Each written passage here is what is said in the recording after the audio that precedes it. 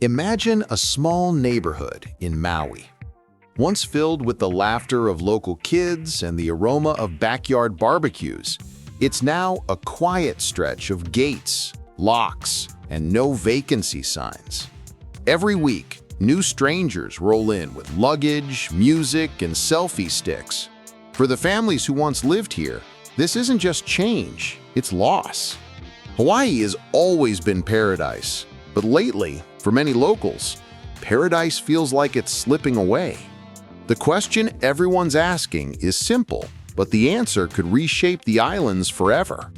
Is Airbnb destroying Hawaii's housing market?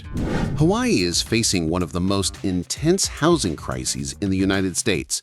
With housing costs over 2.5 times higher than the national average, the struggle to find affordable homes has reached breaking point.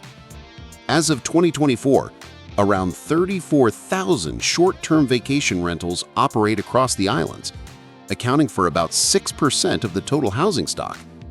These aren't just numbers. They represent thousands of homes that could have housed teachers, nurses, or firefighters, now turned into short-term profits.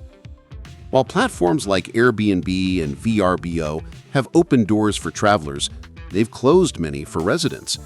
State lawmakers and local councils are fighting to take back control, proposing new bills to phase out non-owner-occupied vacation rentals.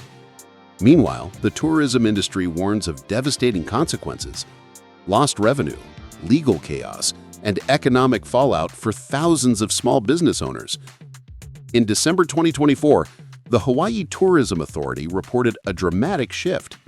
Vacation rental demand fell 38% compared to 2019, and occupancy dropped by over 20 percentage points.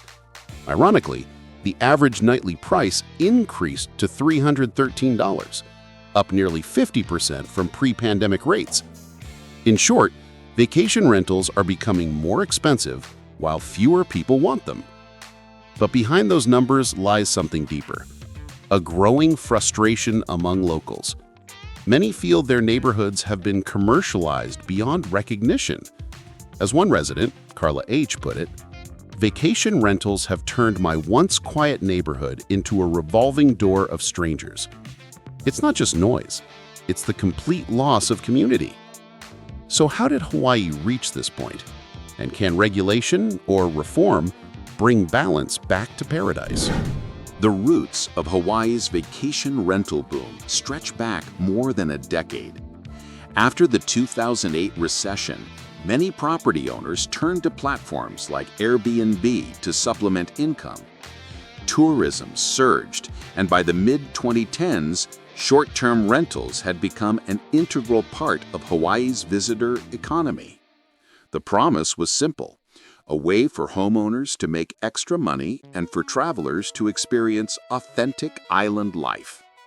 But by the late 2010s, that promise began to backfire. Entire neighborhoods in Oahu, Maui, and Kauai were transformed into mini resorts.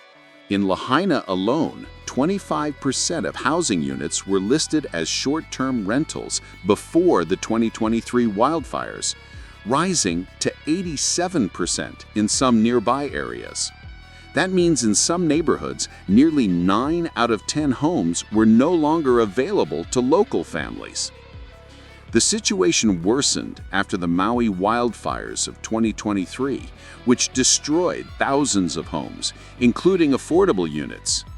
As displaced families struggled to find shelter, many discovered that the only available housing nearby was being rented nightly to tourists. Public outrage followed, and the conversation around short-term rentals shifted from convenience to crisis.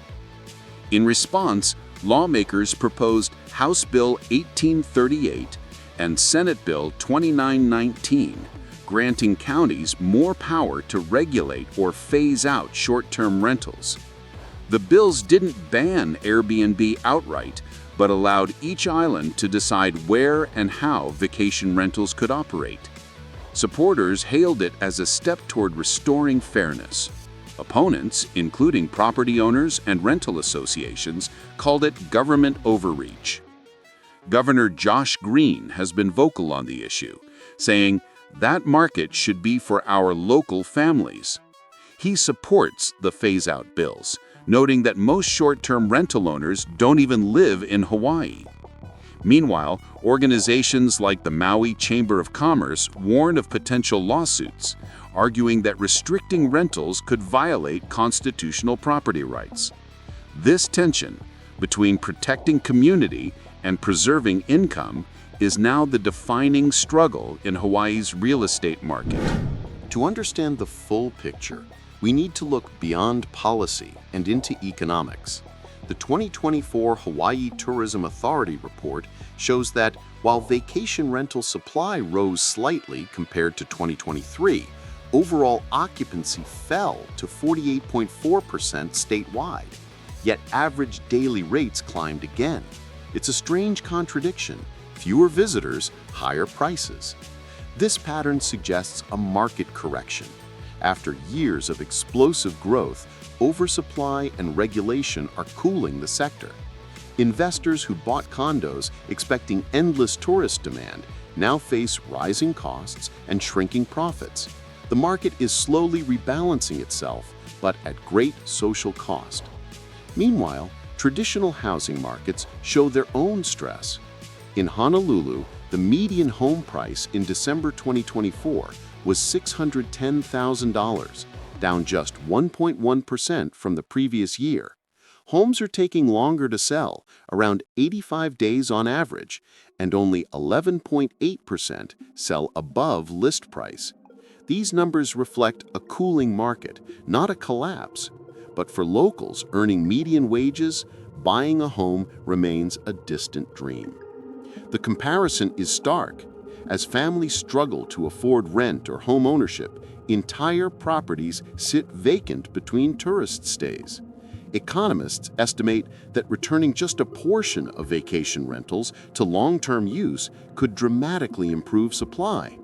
Maui's proposed Bill 9 could reclaim 6,000 to 7,000 units, increasing available housing by more than 13% in some regions. However, not everyone agrees this would solve the crisis. Some economists warn that Hawaii's overall housing shortage stems from limited land, zoning restrictions, and slow permitting, not just short-term rentals. But what's undeniable is that the conversion of thousands of homes into vacation units has worsened the imbalance, particularly for low-income and Native Hawaiian residents, many of whom are leaving the islands entirely. As one government report bluntly stated, more than half of all Native Hawaiians now live outside Hawaii. For them, the dream of owning a home in their ancestral land is fading fast. The biggest challenge for Hawaii isn't recognizing the problem. It's deciding how far to go in fixing it. Legal experts say any large-scale phase-out of short-term rentals could spark major lawsuits. Owners argue that taking away established rental rights violates vested use protections. Similar lawsuits have already been filed after Honolulu attempted to redefine short-term as anything under 90 days. A federal judge blocked that move, ruling it unconstitutional. Then there's the economic fallout. Short-term rentals generate millions in tax revenue, not to mention the secondary jobs they support, from cleaners and maintenance crews to local tour companies and restaurants. Cutting them off too quickly could destabilize the broader tourism economy, especially on islands like Maui and Kauai that rely heavily on visitor spending. Another complication is enforcement. Even if new laws pass, actually monitoring illegal rentals is notoriously difficult. Platforms like Airbnb have removed unregistered listings under government pressure, but black market rentals often reappear under new names or hosts. Without strong digital oversight and local enforcement funding, bans can be more symbolic than effective. At the community level, not all residents see things the same way. Some locals rely on Airbnb income to afford their own mortgages, renting out extra rooms or ahana units. Others see vacation rentals as vital for families visiting from the mainland who prefer home-style lodging over hotels. The debate isn't simply locals versus outsiders. It's a web of overlapping interests.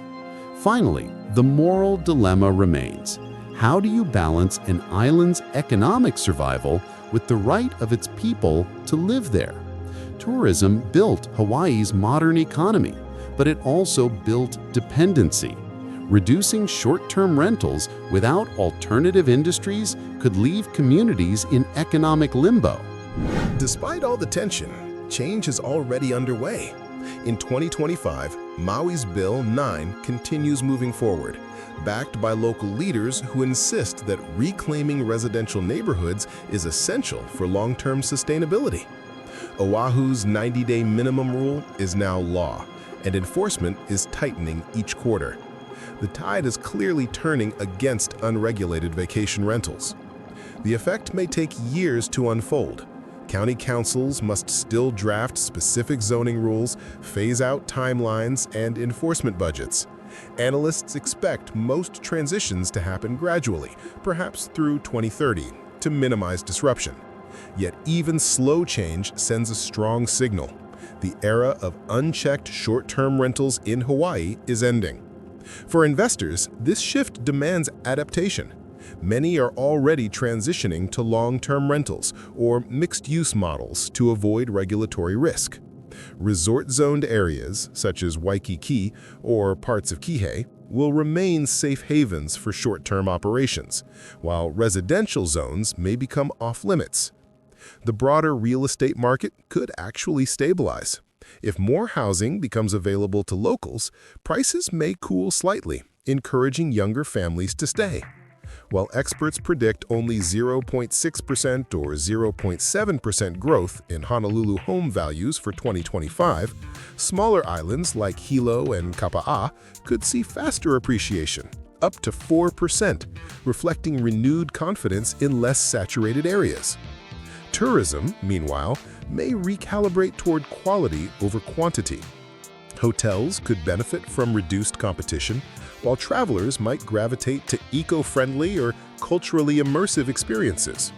Ironically, limiting vacation rentals might push Hawaii toward the kind of sustainable tourism model it has been promising for years.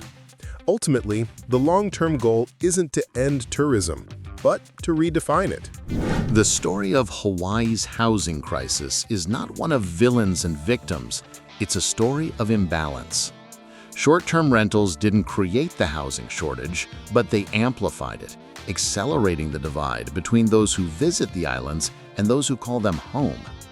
The drop in vacation rental demand, the tightening regulations, and the rise of local activism all point to a turning point. Hawaii is trying to reclaim its neighborhoods, not by rejecting tourism, but by restoring balance between economy and community. There will be setbacks, lawsuits, loopholes, and compromises, but one thing is certain: the debate over Airbnb and Hawaii's housing market is shaping the future of island life. It's a reminder that paradise isn't just a destination, it's a home. And homes need people, not profits, to survive. For locals, this battle is about identity. For investors, it's about adaptation. And for Hawaii, it's about remembering that true aloha means caring for the land and the people equally. Because when community fades, paradise fades with it.